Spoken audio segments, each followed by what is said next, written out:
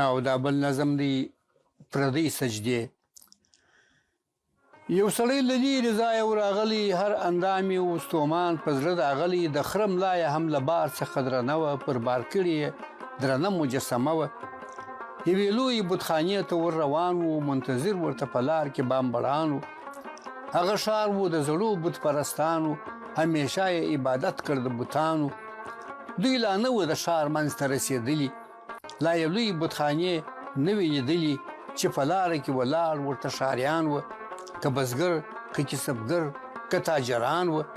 چا سرونه ټیټول، څوک پر سجدو سول، څوک راپورته د کورونو پر بامو سول. چا ژړله، چا نارې ورته وهلې، چا ګلونه ګلدستې ورته راوړلې. خره کتل ورته ټول ښار پر سجده سو، خره کتله ورته ټول ښار پر سجده سو. ده هم غاړه کړه کږه، په ځان غره سو.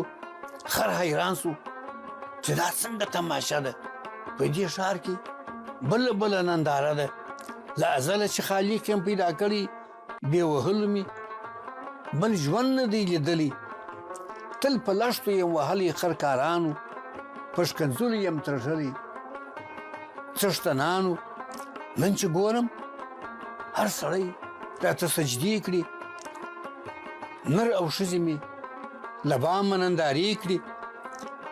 ته باچا په ژوند کې خر نه دی لیدلی، دا غښتلی، دا مظلوم او دا ترټلی. دی هم ودرېدی، ځای پر ځای دمه سو. دی هم ودرېدی، ځای پر ځای دمه سو. هم د خلکو هم د ځان په تماشه سو، چې مزه واخلي د خلکو له نازونو، له سجدو او د ګلاب له امیلونو. چې ناڅاپه خاوند لښته ورسره کړه، ورنیمګړې یې په لار کې ننداره کړه.